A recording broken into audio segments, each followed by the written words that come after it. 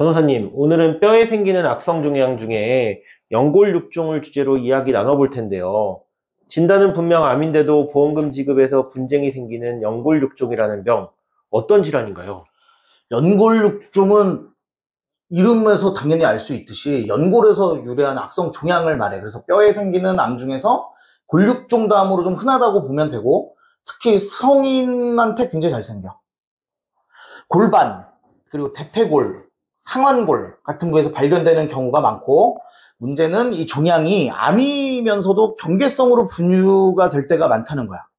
암인데 경계성이라고요? 이게 바로 그 분화도, 영어로 하면 뭐랄까, 그레이드라고 하지. 그레이드 때문인데, 연골육종은 그레이드 1부터 3까지가 있는데, 그레이드 1은 비교적 좀 덜 공격적인 성향을 가진 어떤 종양이라고 보면 돼. 그래서 WHO에서는 이걸 경계성 종양으로 분류를 했어. 그래서 보험사는 이걸 근거로 악성 아니니까 보험금 지금 못한다고 주장하고 있지.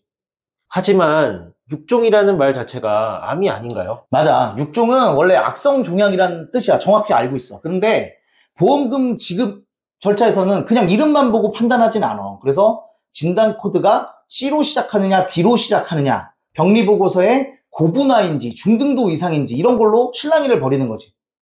그럼 실제로 암보험금을 받으려면 어떤 조건이 필요한가요?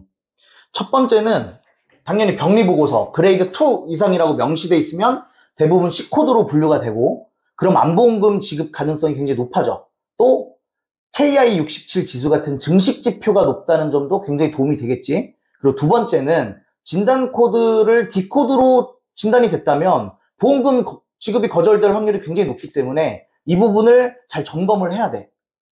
같은 병이라도 병리 표현이나 코드에 따라 결과가 완전히 갈릴 수 있다는 거군요. 실제로 C코드로 진단된 환자랑 D코드로 진단된 환자 간에 실제 지급받는 보험금은 수천만 원의 차이가 날 수도 있어. 예전에 내가 도운 의뢰인도 그레이드 2를 갖고 계셨는데 처음 병원에서 애매하게 써놔서 보험금 지급이 거절당했었거든. 근데 병리 재검을 받고 진단서를 보완한 다음에 결국은 수천만 원의 보험금을 받게 됐지. 그럼 반대로 보험금을 못 받은 사례도 있었나요? 그것도 당연히 있지. 왜냐면 그레이드 1의 연골육종인데 그냥 암 진단받았으니까 당연히 보험금 줘야 된다고 주장했던 분이 있었어. 그런데 그분의 병리보고서에는 KI67 수치도 낮고 전이도 없고 더군다나 진단서상 코드도 C코드가 아니었어. 그래서 결국 보험금 지급을 못 받았다가 우리가 수임을 해서 판례랑 의학자료 그리고 뭐 의견서 같은 거 제출해서 암보험을 받은 사례가 있지. 암보험금 문쟁에서 진단명이 중요한 게 아니라 진단서 안의 내용과 코드가 더 중요하다는 말씀이시군요. 맞아. 암이라는 단어만 믿고 청구했다가 억울하게 보험금 못 받는 경우가 너무 많지.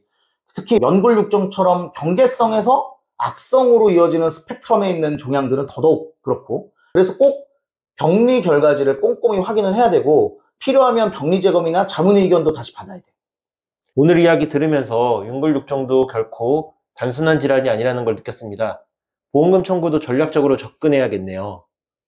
그럼 연골육종은 이름만 보면 명확한 암처럼 느껴지기도 해. 근데 실제 분쟁은 복잡하고 굉장히 치열해. 보험사가 코드 하나, 표현 하나로 지급 불가를 외치면 그걸 반박해야 될 거 아니야. 반박을 해야 되려면 병리학적 근거부터 판례까지 다 챙겨야 되거든. 그걸 혼자서 하기가 굉장히 어렵지. 이게 암이 맞나? 의심받는 순간부터 전문가랑 함께하는 게 가장 확실한 방법이라고 봐.